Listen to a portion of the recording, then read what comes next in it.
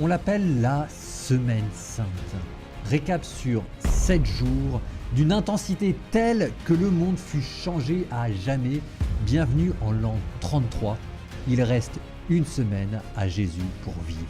Dorénavant, les événements vont s'enchaîner avec une intensité si dramatique et une chronologie si resserrée qu'il ne faudra pas trop de toute une vie pour les chrétiens pour les digérer année après année aux alentours des fêtes de Pâques.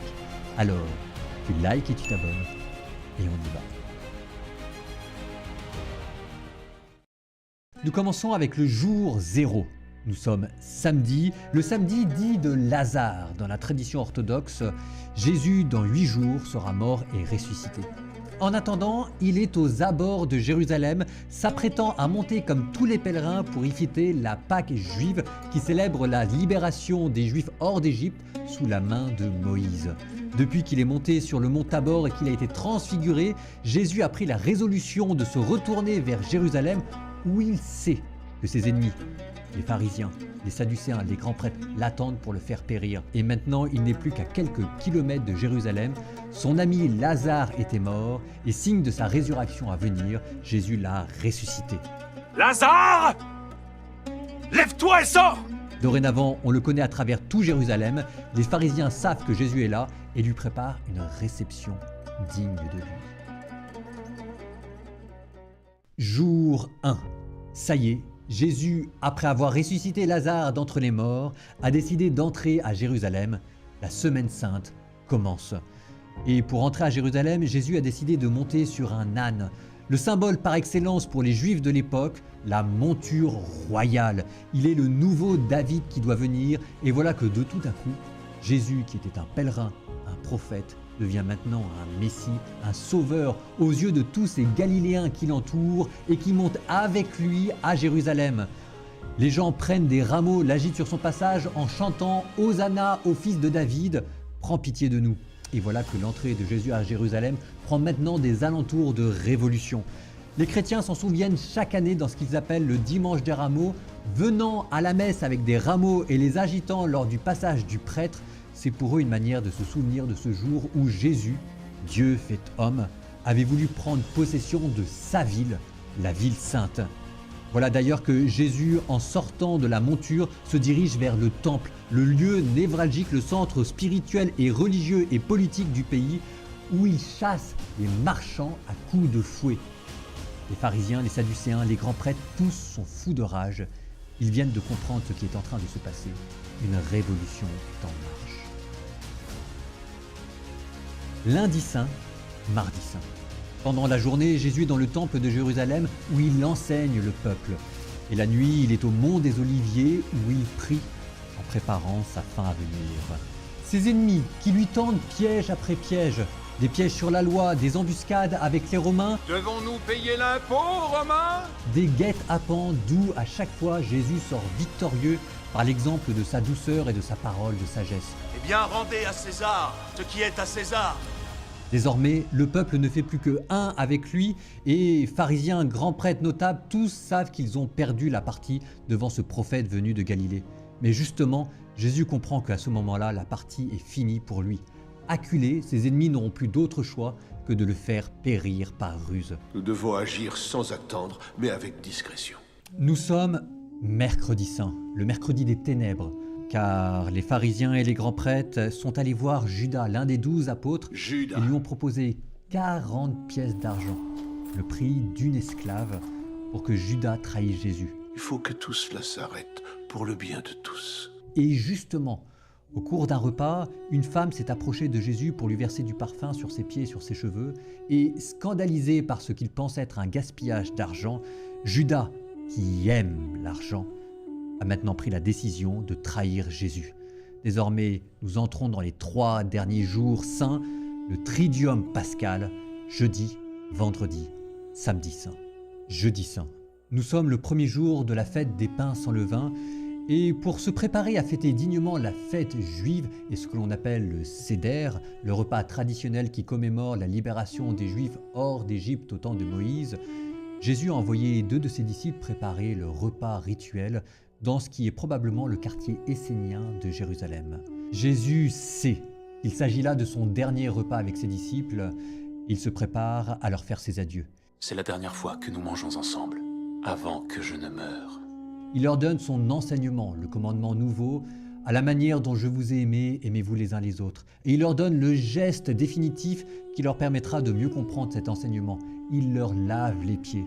Et puis il prend du pain qu'il rompt et il leur donne en disant « Prenez et mangez-en tous, ceci est mon corps livré pour vous ». Les chrétiens des générations à venir s'en souviendront le jeudi saint, ce qu'ils appellent la Sainte Seine, quand ils reprendront les derniers enseignements et les dernières paroles et les derniers gestes de Jésus. Il y a tout d'abord le lavement des pieds.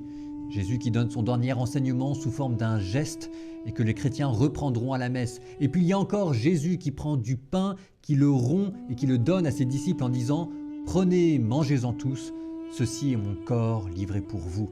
La première messe. Les apôtres sentent qu'il y a là quelque chose d'inhabituel, mais ils n'osent pas interroger Jésus, qui bientôt se met à leur dire que l'un des 12 va le trahir. Je serai bientôt entre les mains de mes ennemis, car on m'aura trahi, et je serai condamné à mort. Les apôtres sont apeurés, mais il n'en faudra pas plus pour que Judas prenne sa dernière résolution, franchisse le pas et aille dans la nuit où il faisait noir. Jésus se dirige dans son jardin préféré, le jardin des Oliviers, pour y prier. Mais voilà que bientôt, Judas revient avec une foule armée de gourdins et de glaives, l'arrête, l'emprisonne, l'amène au temple pour y être jugé et condamné par le Sanhédrin, le grand tribunal juif. Nous sommes vendredi saint. Jésus, après avoir été arrêté et condamné pour motifs religieux et blasphème par le Sanhédrin, est maintenant à nouveau déféré devant les Romains pour y être condamné une deuxième fois, cette fois-ci pour des motifs politiques. Tu es le roi des Juifs, tu mérites de mourir. Mais Jésus n'est pas simplement condamné, il est arrêté, torturé, flagellé de manière brutale, couronné d'épines, et voilà que bientôt il porte sa croix devant sa mère, tandis que tous les apôtres se sont enfuis, à l'exception de Jean. On l'amène au mont du Golgotha, où il est crucifié à côté de 2 brigands. Épuisé par sa torture, il est 15 heures, Jésus meurt rapidement en criant une dernière fois « Mon Dieu, pourquoi m'as-tu abandonné ?» Là encore, les chrétiens essayeront de méditer la geste douloureuse et la passion de Jésus année après année lors du Vendredi Saint, en vénérant de manière publique et solennelle la croix de Jésus, ou bien en refaisant à nouveau de manière symbolique un chemin de croix. Nous sommes maintenant samedi saint, la terre se tait. Le corps de Jésus repose en paix sur la pierre du tombeau, tandis que son âme s'en est allée dans les ténèbres de la mort, dans le royaume des défunts, les enfers. Et voilà que, sans que l'on ne sache comment, dans la nuit du samedi au dimanche, Jésus ressuscite. Un ange qui descend du ciel, qui roule la pierre du tombeau, le corps de Jésus qui ressuscite, le cri de joie, le nouvel Alléluia. Personne n'était là dans le mystère du tombeau.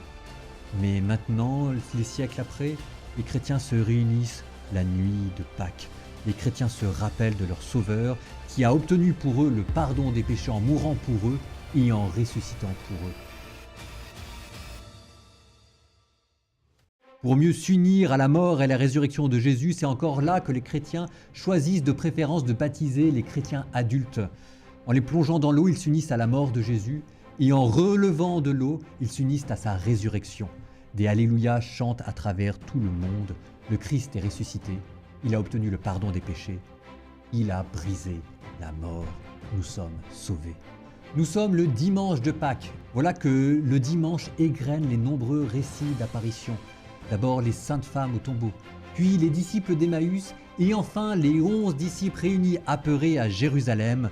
Les jours de la Passion sont terminés. Le Christ est victorieux. 40 jours, il va rester avec ses disciples pour leur donner leur dernier enseignement.